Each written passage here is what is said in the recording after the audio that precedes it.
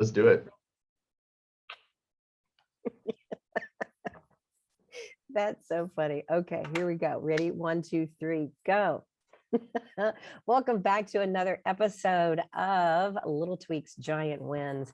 Today is so cool because I have one of the coolest people on the planet with That's right. me. Yeah, there he is. Alex Keats is his name, Keats. And ladies, take a peek, okay? Alex, on the outside, he is tall, dark, and handsome. And he is so funny and he's extremely witty. But today we're going to dive deep because I want to hear what's in his heart and his soul and his mind. Alex, welcome to the show. Thanks for having me. All right, so who is Alex Keats? Tell us a teeny bit about your background and who you are and what you do and how amazingness you are. I can certainly do that. So a little background on me. So I grew up in Southern California, born and raised in a nice beach town. So I always say I had an amazing upbringing. It was very blessed for sure. And then from there, lived in the Northwest for a while. So I went up to college in Seattle, spent a total of 6 years there, and then started bouncing around. I started working for an insurance company. And so that was definitely very, very interesting. I was there for a total of about 6 years, and that's where I really got to sink my teeth into sales and leadership and get started down that path. So that's something I'm very, very grateful for, is really discovering that passion of mine started when I was at the insurance company. In fact, something I like to share with folks is right there at 22, I refer to that as my quarter life crisis, because at that point I had no clue really who I was and what I wanted to do. At 22, there's no way anybody can. Right? But it just smacked me in the face. Because at that point, I'd gone to school every year of my life. And that was the first year where I wasn't going to school next year. And that sense of security of having the schedule, having the routine, having all that laid out for me was like, whoa, it's time to grow up and figure some things out. So not knowing what else I wanted to do, that's how I essentially kind of fell into this sales opportunity with the insurance company. And then did that for a while, moved around with them, moved to Idaho, moved very briefly to Vegas, then to Portland. Ended up leaving that company, and then now I currently work for a home improvement company, and I've been here for will be 5 years in October. I now run a branch for this company. I started this branch right before the pandemic broke out, so that was really interesting timing. Yeah, so that's when I moved to Reno. So I live in Reno, Nevada, and I moved out here. It'll be 2 years next month in September, but I didn't actually open this office till February of 2020. So that was definitely an adventure in and of itself. 2020.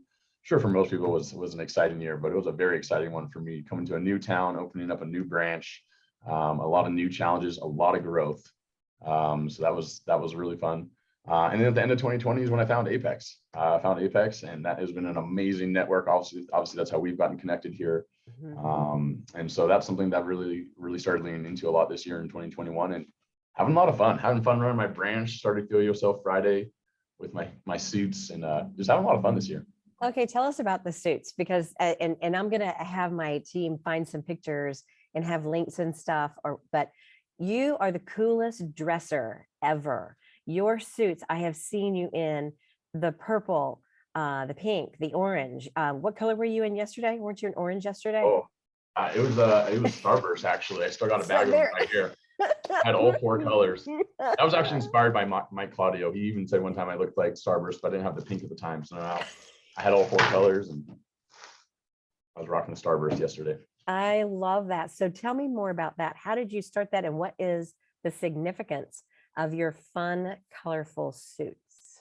So it started with going down to Apex to an event in February. So beginning of this year, I was going down, and one of my reps here in Reno is from Houston. And so she's like, all right, you're going to Texas. And so she let me borrow a cowboy hat of hers. So I had this big black cowboy hat I had for that trip. There's a couple people, I don't remember who it was, but there's a couple people that said to me, they're like, all right, you got the hat, but you don't have any boots. And I'd never owned any cowboy boots. And I was like, all right, that's a good point. I feel like picking up a pair of boots. So I just went down to a boot barn, started trying on some boots, and I found this one pair that literally fits like a glove. They fit amazingly. I just put them on, and I was like, these are the ones.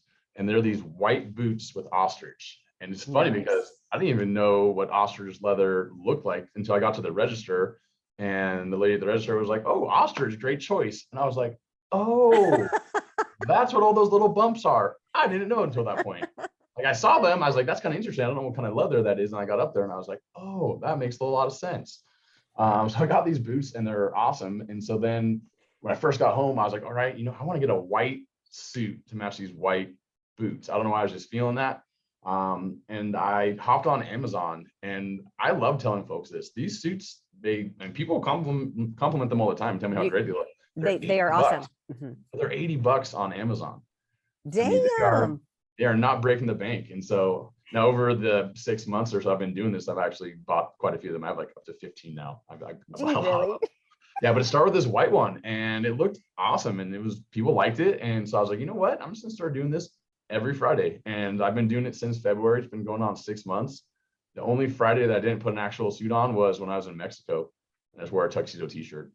But I've done it every Friday. I don't know where I'm going with it, but it's really, for me, just represents fun. It represents being authentic, being fearless in a way, just having fun, and you put yourself out there.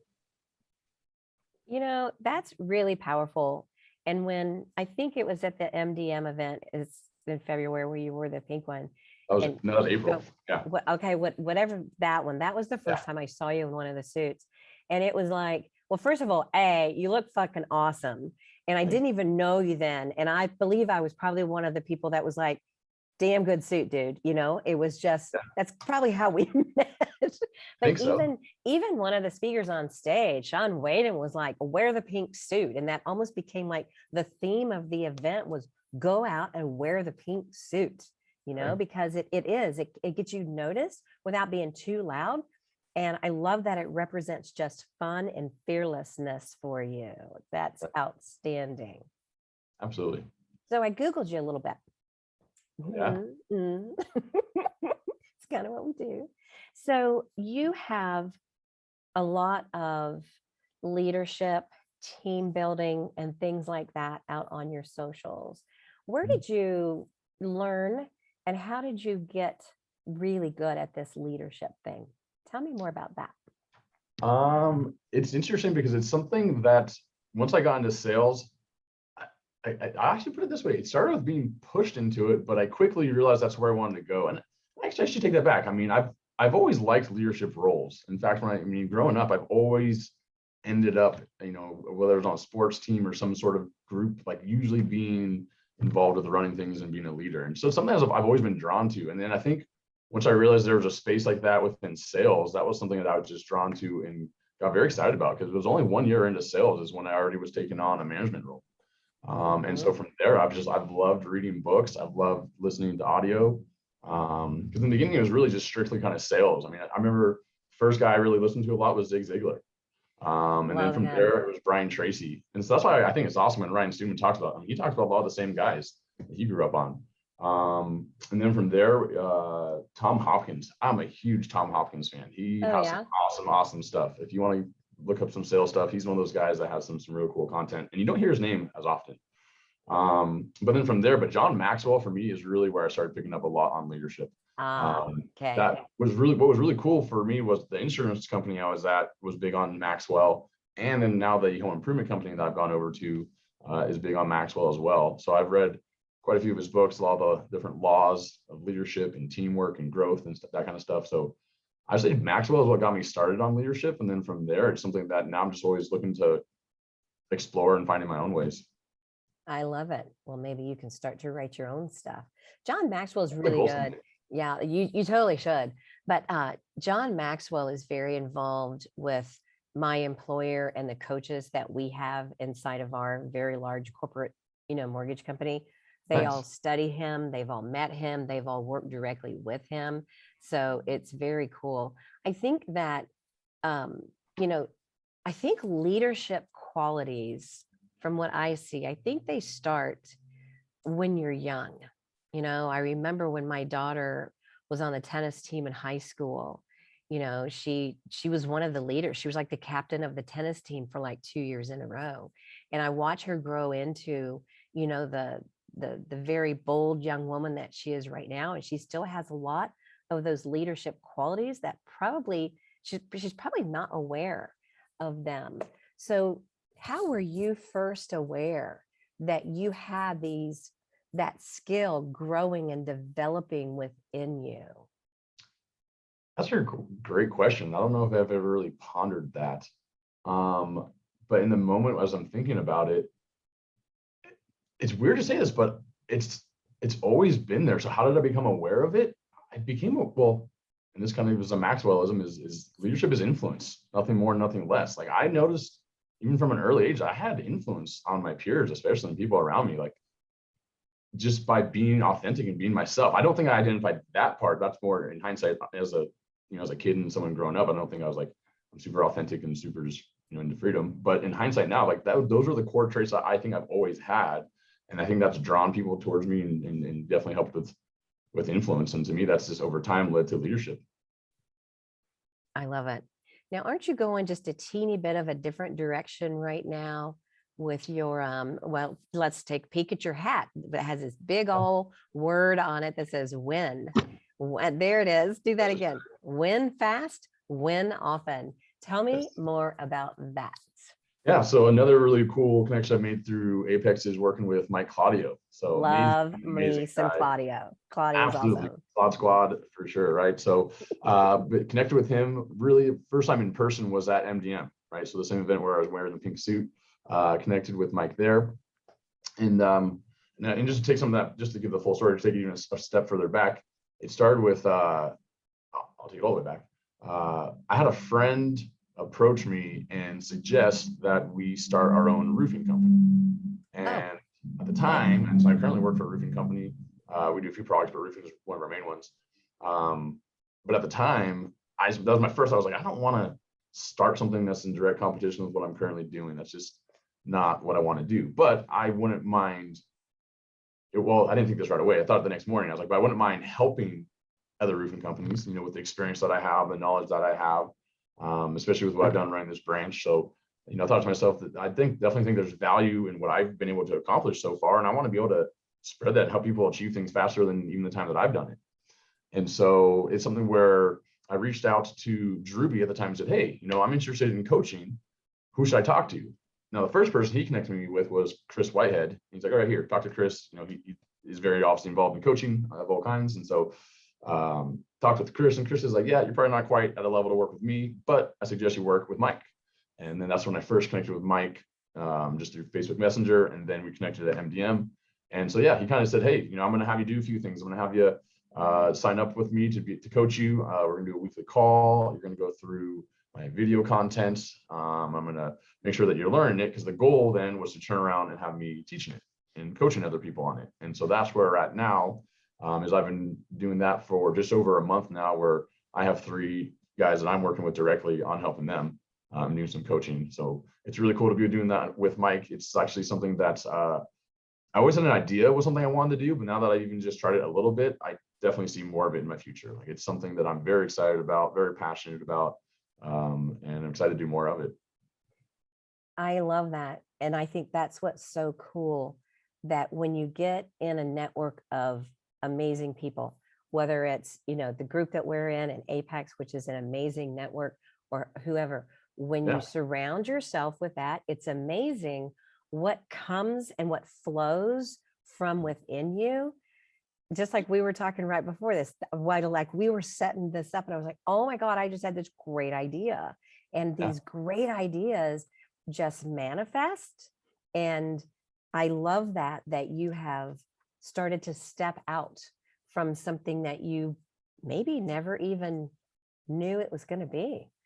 So I love that. So you're Well, pretty, go ahead. Sorry. I was gonna say something I reflect on is years ago, 2016 is where I first heard the idea of a digital nomad, right? The idea of being not, non-location dependent, like just being able to travel anywhere.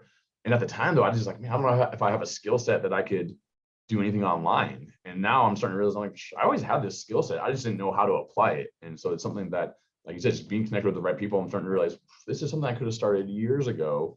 I just wasn't sure where to get going with it. So that's like I said, that's where I want to just help people get to this place faster. I love that. I love your giving heart and your giving spirit. For sure. So yeah. So you're pretty active. You I believe you rowed on the rowing team for a number of years at your university. Yeah. Like I said, tall, dark, and handsome and lean. Tell me about, um, and this world's toughest mutter. So tell me about what you do for your activities to keep you healthy and in shape. So what's interesting for me is I have really started to focus on habit stacking, and it's something I never had really even tried before. And when I tried it, I wasn't even aware of the term. But it started in 2020. At the beginning of the year, I told myself for the entire year in 2020, I was going to do 3 things every single day, and it was journal, even if it's just one sentence, read, even if it's just one page, and then I do a Spanish lesson on Duolingo on like a basic little app, but just do at Do least one you lesson. really? Yeah. Oh, I've Those been days. threatened to do that for years. Go for it. I just do even something just small daily, and I'm sure my Spanish isn't great, but it helps. It helps a lot. And so, yeah, but I did that for all of 2020. So that's something that I did every single day. Just those 3 things, just kept it simple, and did those 3 things. And I'd already started doing 5 things I'm grateful for when I first wake up. So that was something I really started in 2019, kept that going. And so then this year, what I added to the list is work out every single day. And actually take a cold shower. That happened maybe not right on the first, but pretty quickly into the year. So I take a cold shower every morning, which if no one's ever tried taking cold showers, I highly recommend them. Sometimes people think it's crazy, but there is something about them that has a very positive effect. But then working out is something where I've made a commitment to do it every single day, just something at a minimum for half an hour. So I do a lot of running. Actually, because of COVID and gyms shutting down, this is the first time I ever actually bought my own set of weights and things like that for my place. So this is the first time I've ever been working out at home, and I realized I don't think I'm ever going back to the gym. I love having, Really? yeah, I love having my own space and Yeah. being able to listen to what I want to listen to, and just be in my zone, not to wait for the equipment because somebody else is on it, any of that kind of stuff. I'm like, wow, I really prefer working out at home. I love that. Yeah. So I've been very active with, like I said, mostly lifting, running. And then what I attempt to do every Sunday, it's not every Sunday, but is go hiking. I love getting outdoors. Here in Northern Nevada, we got awesome trails, awesome mountains. Tahoe's world class. It's beautiful. I always tell folks if they've never been, they have to check it out at some point. Tahoe is beautiful. I don't think I've ever been to Reno, but Tahoe is wonderful. Yep. So in what I want to make certain that everybody just heard is he did 3 little teeny tiny things every day and then added one more and then added one more. And those little tweaks that you made in your life have helped you to grow to be a better person. And I Absolutely. love that so much. So tell me, what is the biggest oh fuck moment that you've ever had in your life? In my life? Just recently, yes. There's what happened that you just said, oh fuck. One of the biggest one, the worst one I can think, the biggest oh fuck I can think of. I don't think I don't talk about this very much, but there was a time where I was driving and I'd been drinking and I should not have been driving. I got pulled over by a cop. Oh fuck. Right? Oh damn, that's a good one. I was gonna say I don't talk about that one often. If you want to ask, I'll go right to the juice of what I got. How did And that turn out for you? he did a field sobriety test, and that's where this. I mean, it kind of taught me a few things about myself. For one, I've realized I have incredible control of my state of mind. And even in a state Oh, of intoxication, I wasn't totally hammered, but I was not sober. I could pull it together, and I did. And because of my physical fitness too, that helped quite a bit as well. Because then I did a field sobriety test and crushed it because I crush everything when it comes to physical tests. Like, and so yeah, it's one of those things that I don't know how I got out of it, but I did not get a DUI. And to this day, I'm always like, I deserved a DUI. It was one of those moments where after that, I do not drink like that and drive. So that was a big eye opener for sure. So I'm very, very, very fortunate that I was able to not get a DUI in that situation. I love that what you said. You have incredible control of your state of mind. Yep. Do you find that now still like in business and in relationships. Tell me more about your state of mind that you have incredible control over. That's Well, I've only powerful, become dude. That's powerful. conscious of that recently. It actually started with I'm always reading as much as I can on sales and leadership. I'm always grabbing books. And so these last couple of years, one of the books I read is Jordan Belfort's Way of the Wolf. And it's interesting because it was in 2019, somebody showed a video of Jordan Belfort, a few different things spliced together. And so certainly whenever I bring up Jordan Belfort, I always tell folks, look, I definitely don't look to the guy for like a moral compass or anything like that, but the guy clearly knows how to sell. And he is somebody that I've learned a ton about for sales. And one of the things he talked about in this video that I first saw before I read the book is he mentioned the state of mind. And I almost just always glossed over it. I didn't think much of it. I just wasn't aware of it. And then after reading his book, I really got to understand it a lot more. And I realized that being in control of your state of mind is one of the most powerful things that you can do. And in fact, what's got me really in touch with it was this year is taking the cold showers. That started because I watched it started with a Netflix episode of something on Wim Hof. If you're familiar with Wim Hof, I'm not. and yeah, he's an interesting guy. He's from the Netherlands. So that's a guy's name. His name's Wim Hof. Hof is his last name. And yeah, so he his nickname is the Iceman, and so he's all about doing stuff in the cold. And so yeah, if you ever see pictures of him, he's like this 60-something-year-old guy that is in just like short shorts, like on like glaciers and like ice stuff, like just very cold places. He's an interesting guy. He's done all kinds of stuff. But because of that, so I started taking these cold showers. And so especially in the wintertime, at the beginning of this year, I mean, I live in an apartment. The water tank definitely changes throughout the year. But in the wintertime, it was like ice cold. And so it was interesting because it put me in a weird state of mind where I just was open to like learning lessons. And to this day, still when I step into a cold shower, I'm like, the cold is my teacher, like teach me a lesson. And one of the big ones that I learned, and it's interesting because now I'm reading Becoming Supernatural by Joe Dispenza, is a book. And he talked about this exact concept. But what I realized is that the cold has made me realize that despite your external environment, you have to be in control of your internal environment. Oh, powerful. And that's what I'm saying. And that's what I've realized. Like, it doesn't matter if you're cold, doesn't matter what's going on in your external physical world. You have to be in control up here. And that is, like I said, one of the most powerful things. Once you realize that you are in control of your state of your mind, you're in control at all times. And it is a superpower. And it has allowed me to focus a lot more than I've ever been focused before. Outstanding. I love that. What are you passionate about? What gets you up every morning out of bed?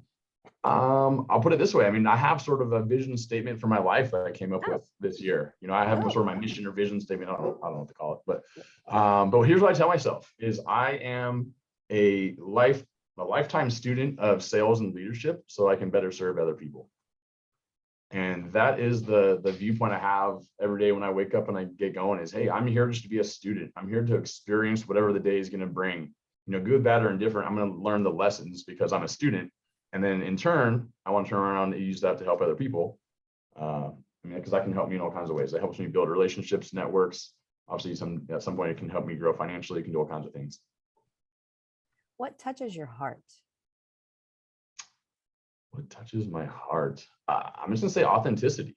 Like, I just love when I'm around authentic people. That in and of itself touches my heart. I love that. Where do you see yourself in 3 years from now? What are you working on that you want to be and where you want to be 3 years from now? Certainly more coaching. And that's the first thought that comes to my mind. More coaching. I'm also, another product I have going on the side is a clothing brand. So in 3 years, I'd like to see some serious movement on that. Oh, dude, let's talk about that. You and I had that conversation, and that is a super cool idea. And I can't wait for us to have this Kansas City conversation. Are you allowed to share? Can you share? Yeah, I talk about it. This is the best idea. I love it. I appreciate that. So I'm pretty excited about it. So it's an idea that I first had in 2012. And just to give a little bit of the backstory, at the time, 2012 was the first time I'd watched Shark Tank. I don't know what year the show came out, but because I don't think it was new. But I watched an episode and Damon John really caught my attention. I was like, who is this guy? And so I was looking him up. Do you know anything about him? Was just Googling him. The clothing guy, right?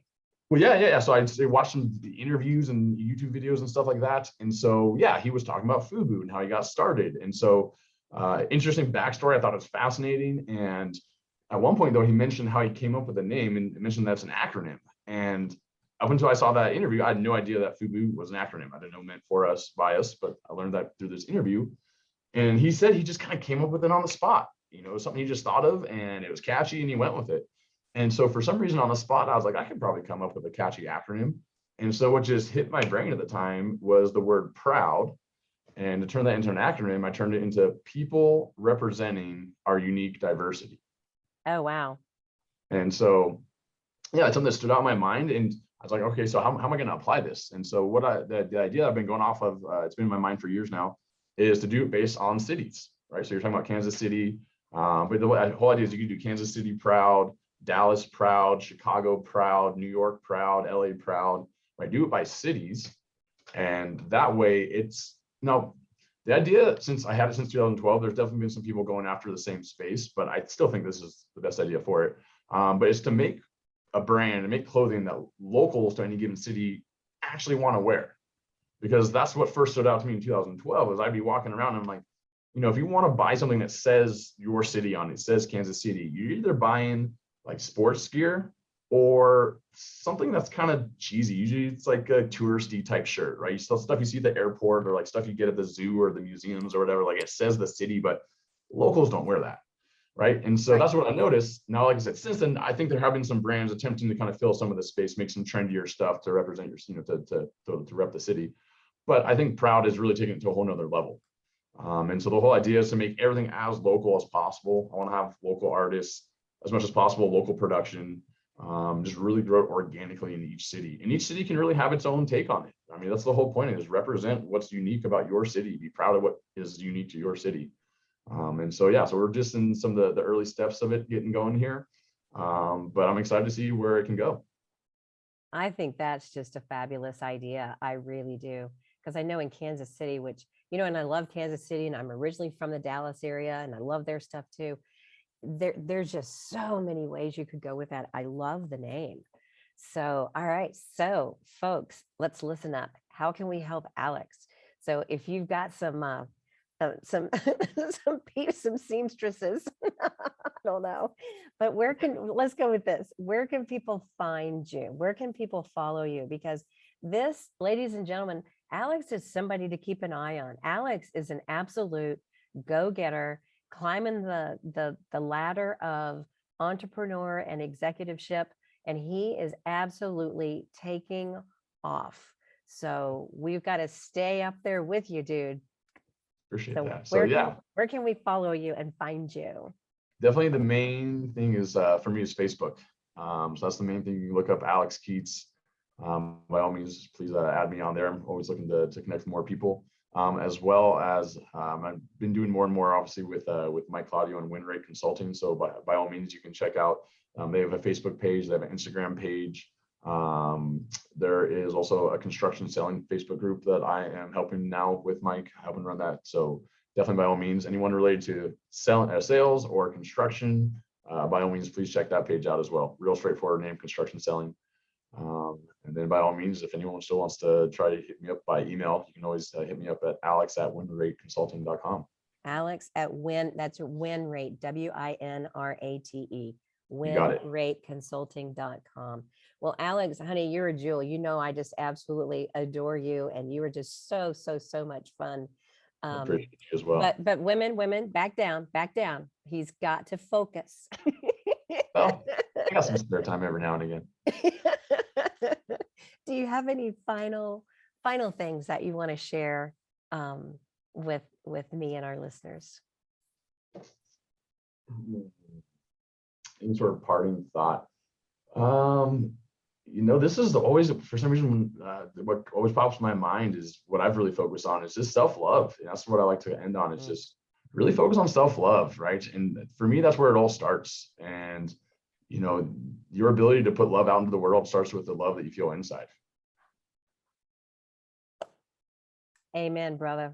That is very, very, very true. I love it. You are just a jewel. I love sitting here talking to you. It's been fun. Well, fun is like, that's all we have, right? Love and Absolutely. laughter. That's all we've got in life is Mhm. love and laughter and working hard. So thank you so, so, so much for being Thank here you for with me having me. today. You're just a jewel. I will talk to you soon. Ladies and gentlemen, please follow Alex. He's so fun and you can't miss him on his socials because he's got the cowboy hat and the colorful suits. That's And right. everybody needs to take a lesson from the colorful suits. That is, your wardrobe is outstanding. So, Appreciate all right, it. my dear, thank you so much. I will see you guys next time. Take care and thanks for listening. Yeah.